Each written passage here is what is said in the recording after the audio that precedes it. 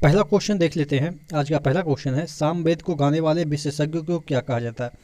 जैसे जो ऋग्वेद था उसको अगर कोई गाता था, उसका उच्चारण करता था तो उसको होत्री कहते थे।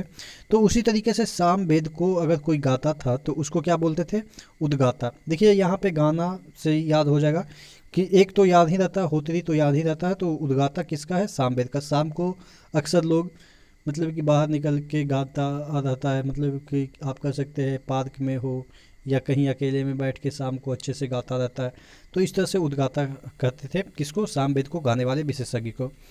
विश्व बधिर दिवस कब मनाया जाता है। देखिए ये कोई पर्टिकुलर डेट नहीं है, ये कब मनाया जाता है, जो सितंबर होता है ना उसके जो लास्ट वीक होते हैं ना, उसके लास्ट वीक के, सितंबर के लास्ट वीक के संडे को मनाया जाता है। तो कभी कभी ये 29 सितंबर को पड़ जाता है, तो कभी 27, कभी 25, कभी 24, इस तरह से कोई भी हर एक साल वैरी करता है। ठीक है, तो याद रखिएगा जो बधिर दिवस है वो सितंबर को, मतलब ये सुनता जो नहीं है सितंबर को, इस तरह से याद रखेंगे। बधिर मतलब क्या होता है, सुनना, जो नहीं सुनता है। ठीक है, तो सितंबर के लास्ट वीक के संडे को, ठीक है, सितंबर के लास्ट वीक के संडे को विश्व बधिर दिवस मनाया जाता है। इसका कोई फिक्स डेट नहीं है। ठीक है, ये फ्रेयॉन किसे कहते हैं। देखिए फ्रेयॉन एक वर्ड है, साइंस में यूज होता है। फ्रेयॉन इसी तरीके से आप समझ सकते हैं कि एफ से कोई सेंस दे रहा है तो C F C, chlorofluorocarbon, C F C यानी कि क्लोरोफ्लोरोकार्बन जो होता है उसी को फ्रेयॉन कहते हैं। अब यहाँ पे सी एफ सी है, क्लोरीन, फ्लोरीन और कार्बन। ठीक है, तो क्लोरीन किसी में ज़्यादा भी हो जाता है, इसमें बहुत सारे सी एफ सी में बहुत सारे कंपाउंड होते हैं। मतलब कि यहाँ पे क्लोरीन है तो क्लोरीन किसी में 7 एटम हो जाएगा, किसी में 5 एटम हो जाएगा, तो अलग अलग डिफरेंट डिफरेंट कंपाउंड बना जाएंगे। तो इसी तरीके से क्लोरोफ्लोरोकार्बन जो होता है, जो कि आपके रेफ्रिजरेटर और ओजोन को डिप्लीकेशन में ये काफ़ी मतलब कि घातक होता है, यानी कि इससे काफ़ी ओजोन की क्षति होती है। तो जो फ्रेऑन होता है मतलब कि यही कि जो ये फ्री जैसे ही होगा तो आपके इन्वायरमेंट में जो ओजोन का लेयर है उसको कम कर देगा। ठीक है, फ्रेऑन को इस तरह से याद रखेंगे। कौन कम कर देता है, सीएफसी कम कर देता है। इरविन, यहाँ पे थोड़ा सा ये है, दिक्कत है। गांधी को महात्मा किसने कहा था, तो गांधी को महात्मा रविंद्रनाथ टैगोर ने कहा था। इसमें से आपको कोई ऑप्शन नहीं, नन ऑफ दीज होगा आंसर। ठीक है, गांधी को महात्मा किसने कहा था, रविंद्रनाथ टैगोर ने कहा था। अगला क्वेश्चन की ओर बढ़ते हैं। इंडोमिटेबल स्पिरिट किसकी रचना है, तो ये एपीजे अब्दुल कलाम ने लिखी थी। और बिरसा मुंडा स्टेडियम की बात करें तो आपके ऑप्शन थे क्या क्या। बिरसा मुंडा स्टेडियम आपके ऑप्शन थे रांची, जबलपुर और आपके जमशेदपुर, जिसको हम टाटा भी कहते हैं, मतलब कि कॉमन नेम की तरह। ठीक है, तो ये जो बिरसा मुंडा स्टेडियम है वो कहाँ पे है, रांची में। और जमशेदपुर में कौन सी स्टेडियम है, किरण स्टेडियम है। ठीक है, सीक्रेट ऑफ नागा किसकी रचना है, तो सीक्रेट ऑफ नागा अमीश त्रिपाठी की रचना है। भारत का परमाणु ऊर्जा आयोग कहाँ पे, देखिए यहाँ पे कन्फ्यूजन हो सकता है। परमाणु ऊर्जा आयोग की बात कर रहा है, मुंबई, बेंगलोर, दिल्ली। तो दिल्ली अधिकतर मतलब कि रहता ना, दिल्ली अधिकतर मतलब कि ये होता है कि जितना भी सेंटर होता है, कि जितना भी मुख्यालय होते हैं वो अक्सर दिल्ली में ही होते हैं।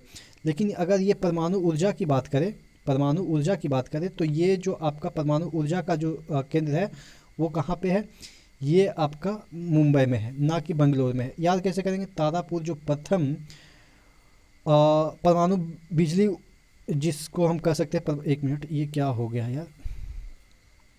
ठीक है, परमाणु बिजली जो घर बनाया गया था प्रथम तारापुर में बनाया गया था, कहाँ पे था, ये महाराष्ट्र में, आप कह सकते हैं मुंबई के पास ही था। तो इस वजह से अब उसको कंट्रोल करने के लिए परमाणु ऊर्जा आयोग गठित किया जाएगा। उस बिजली जो योजना है जो तारापुर में स्थापित किया गया था, परमाणु बिजली परियोजना, तो उसको कंट्रोल करने के लिए एक आयोग बनाएगा। तो कौन सा आयोग बना, परमाणु ऊर्जा आयोग। तो कहाँ बनेगा, वहीं आसपास बनेगा, यानी कि मुंबई में बड़ा बनेगा। महाराष्ट्र के सबसे बड़ा सिटी आप कह सकते हैं मुंबई है, तो वहीं बनेगा। इस तरह से याद कर सकते हैं। इंसान ई कामिल की उपाधि किसने धारण की थी, तो इसका मतलब ये होता है कि परफेक्ट मैन। इंसान ई कामिल का मतलब परफेक्ट मैन। और अकबर आप कह सकते हैं कि एक प्रकार का परफेक्ट मैन था अन्य मुग़ल बादशाह की अपेक्षा, क्योंकि ये इसके जो शासनकाल हैं अच्छा ही रहा, मतलब कि इसमें ज़्यादा कुछ खून खराबा नहीं हुआ।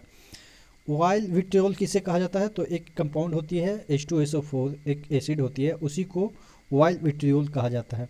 ठीक है, अगला क्वेश्चन की ओर बढ़ते हैं। अभी तक कितनी बार संसद में संयुक्त अधिवेशन बुलाए गए हैं? तो संयुक्त देखिए, पहले तो हम आपको याद कराते हैं कि संसद कितने चीज़ों से मिलकर बना होता है। 3 चीज़ों से, राष्ट्रपति, राज्यसभा और लोकसभा। तो यानी कि अब तीनों एक साथ बैठेंगे। हालांकि राष्ट्रपति तो नहीं बैठता है, ऐसे भी हम याद करने के लिए मान लेते हैं कि तीनों अगर एक साथ बैठेंगे तो एक एक बार, मतलब कि हर एक का बात माना जाएगा, ठीक है, क्योंकि तीनों एक साथ बैठ रहे हैं।